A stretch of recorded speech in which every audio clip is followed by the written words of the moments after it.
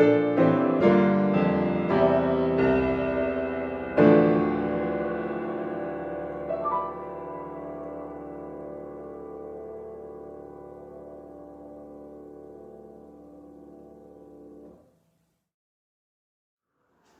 morning on this first Sunday in February. Our gospel reading is from Luke 16, verses 1 through 13. The parable of the dishonest manager. Then Jesus said to the disciples, "There was a rich man who had a manager, and charges were brought to him about this man who was squandering his property.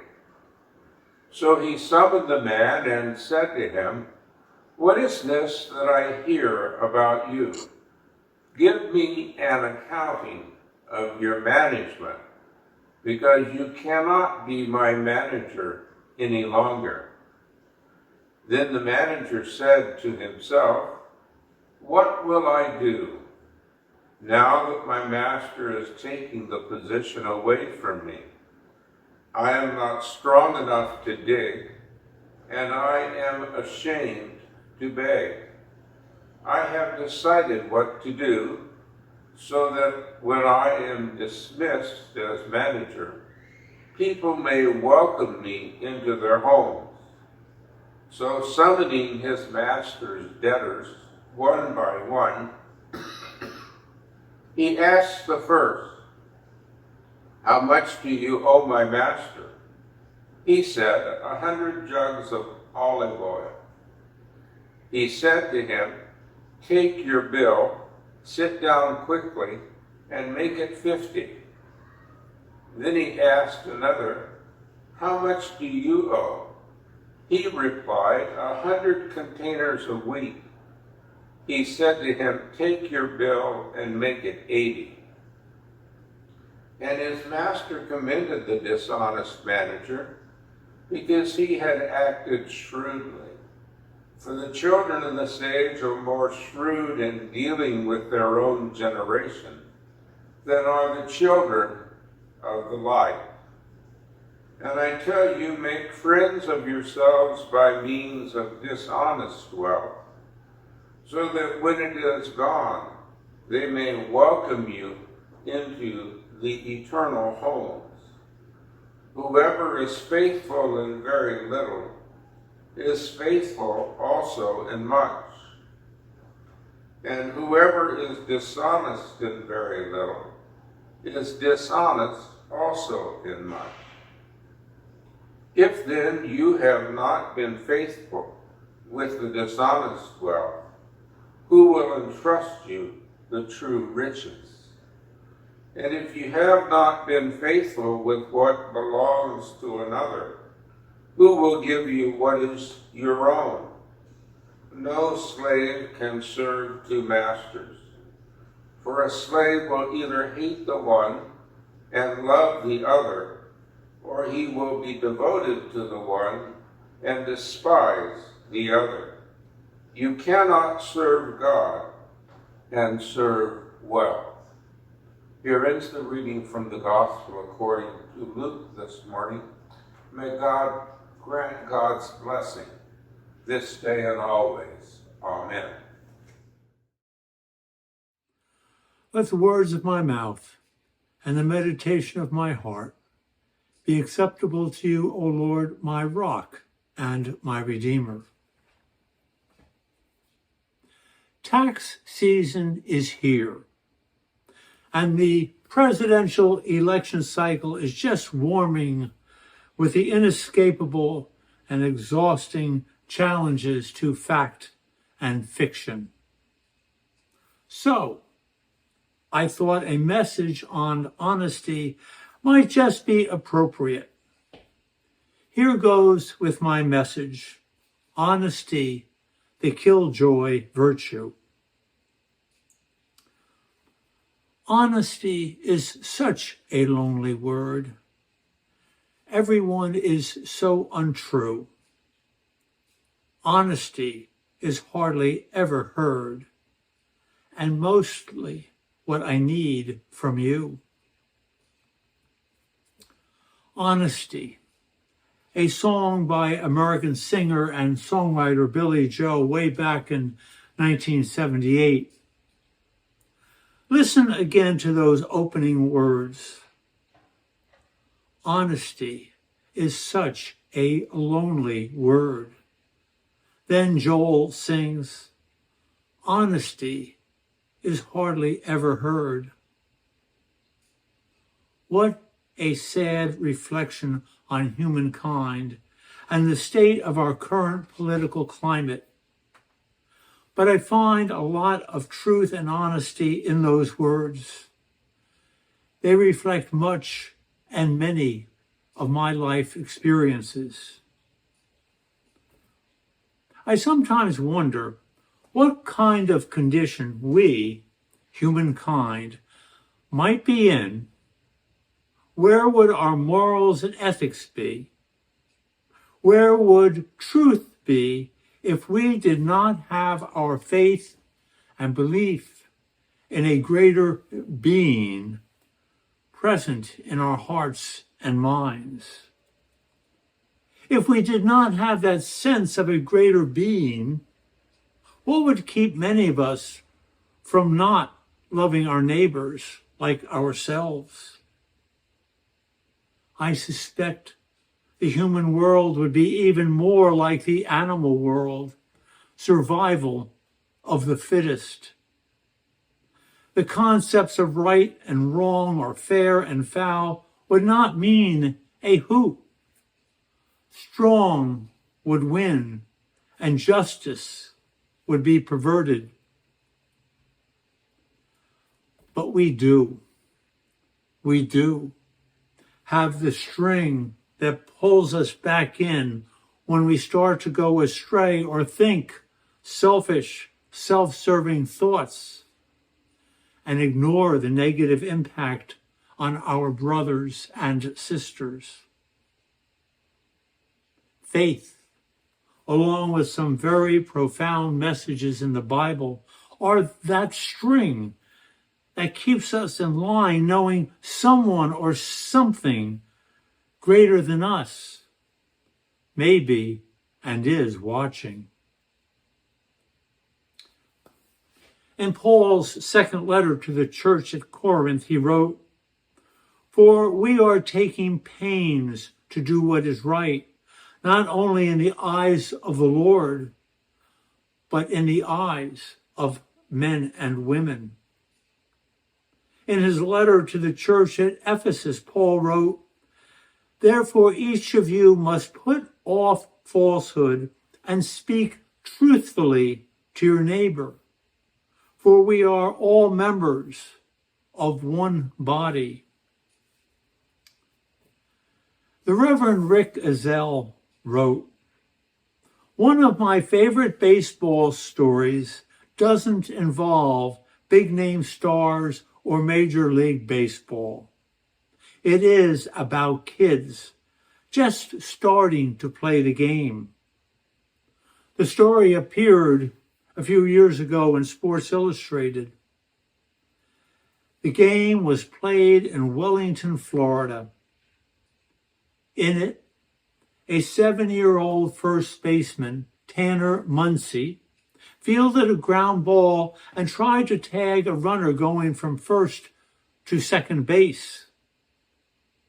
The umpire, Laura Benson, called the runner out.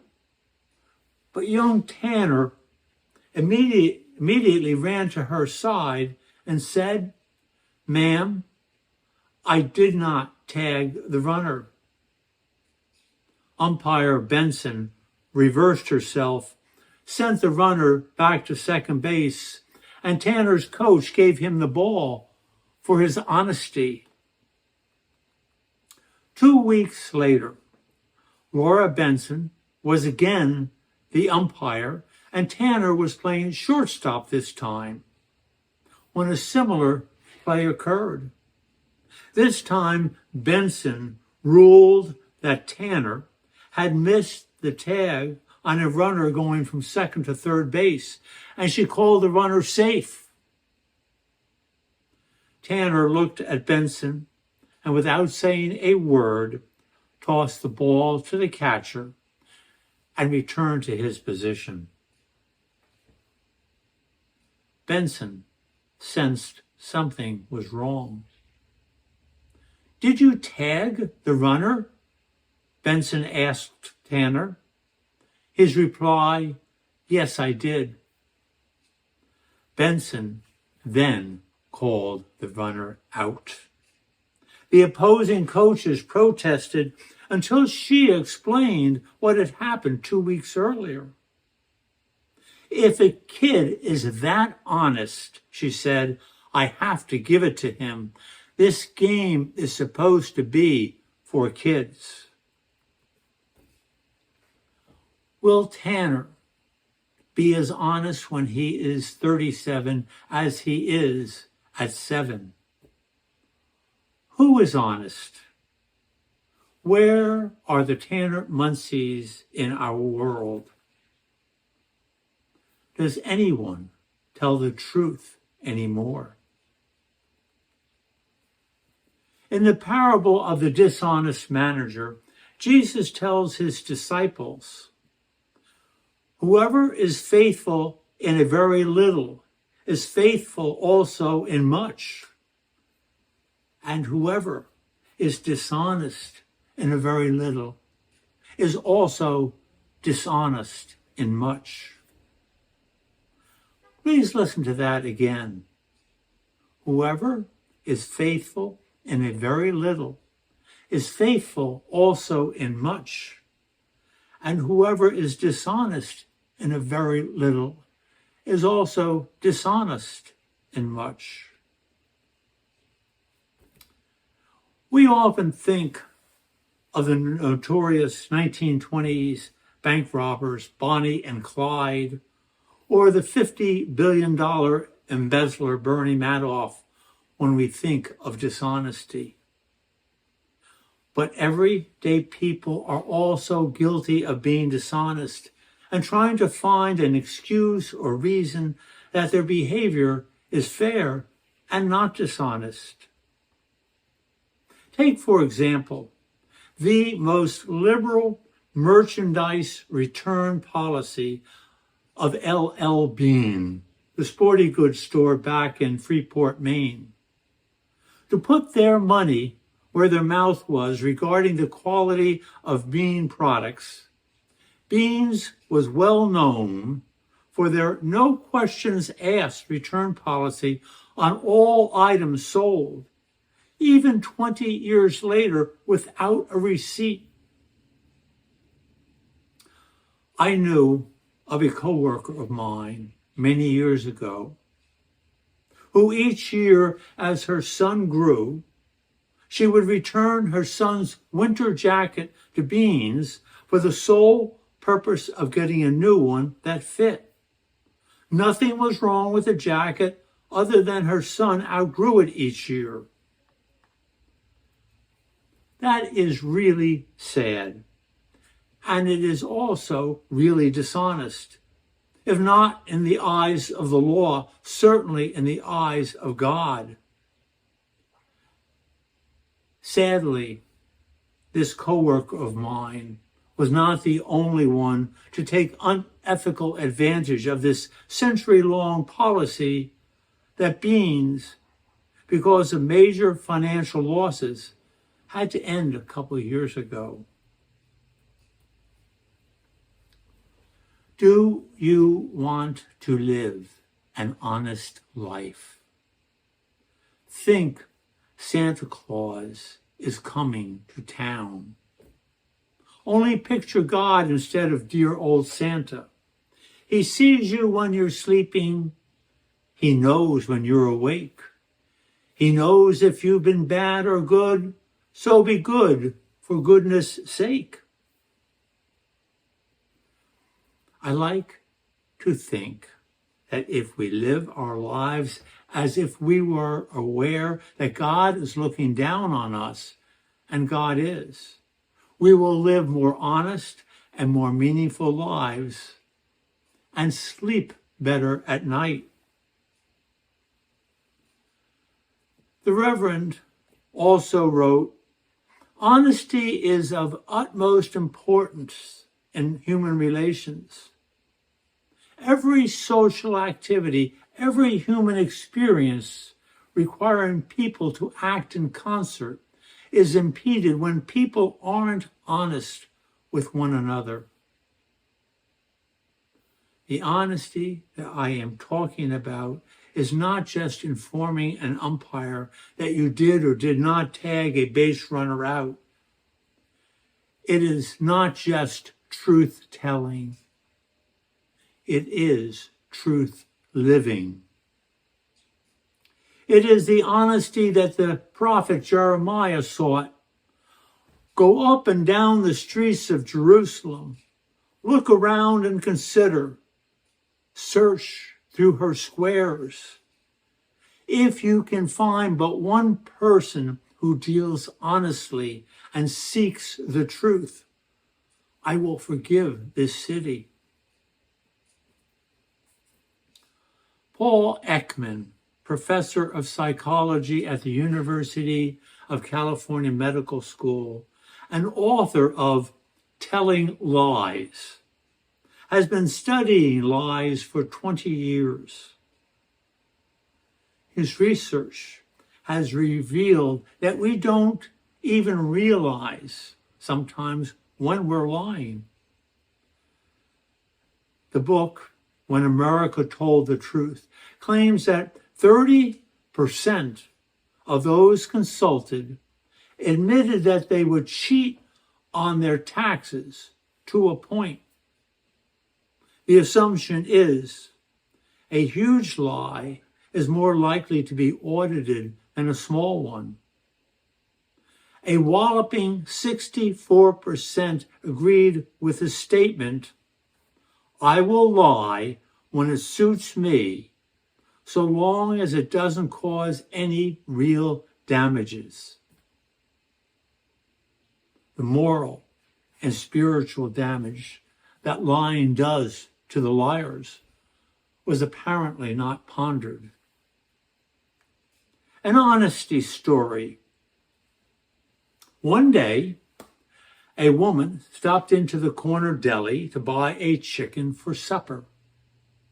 The butcher behind the counter reached into a barrel, grabbed the last chicken he had, flung it on the scales behind the counter that only he could see, and announced its weights to the woman. "That's pretty scrawny," she thought. "I really need a bit more chicken than that," she said to the butcher. "Do you have any larger ones?" Of course he did not, but he wanted to make the sale. So without a word, the butcher put the chicken back into the barrel, fished around as though he was searching for another, then pulled the same chicken out and placed it on the scales. "This chicken weighs 1 pound more," he declared. The woman pondered her options and then said, "Okay, I'll take them both." The second story is another gotcha. 4 students arrived late to take a test. "And what is your excuse?" inquired the teacher. "We had a flat tire," they all replied in unison. Without questioning the students' honesty, the teachers asked the students to take their seat to take a little test. "The test is but one question," said the teacher. "Which tire went flat?" Honesty is still and will always be the best policy. That is why the writer of Proverbs wrote, "Truthful lips endure forever, but a lying tongue only a moment." And what is the message that I hope and pray you take with you as you leave our home of Christian worship this morning. Since we are speaking of honesty, I have to give credit for the following to a website entitled Bible Study Tools. The take-home message is, honesty is marked as being free from deceit or untruthfulness, being sincere. The Christian life should be one marked with integrity and honesty. Yet because we all sin and find it so easy to do, honesty is something we must work hard at. An honest life is important on so many levels, from relationships with spouses and children, at our workplace, and interacting with our neighbors. Matthew 7:16 tells us that we are known by our fruit. Let us be examples of a God of truth and life by living lives of integrity and truthfulness. Amen.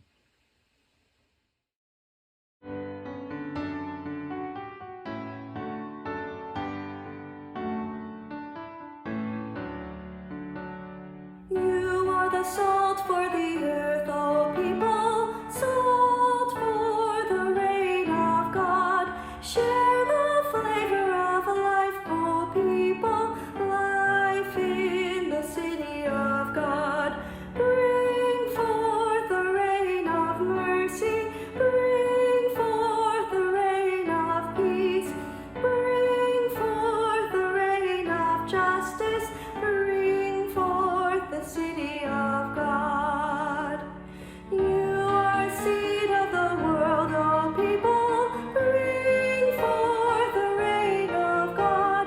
Seeds of mercy and seeds of justice grow in the city of God.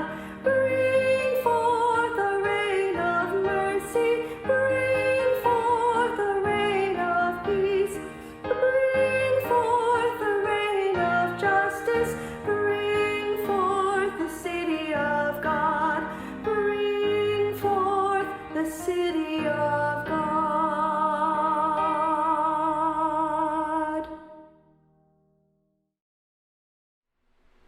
And now for the benediction. The Lord bless you and keep you. The Lord make his face to shine upon you and be gracious to you. The Lord lift up his countenance upon you and give you peace. Amen.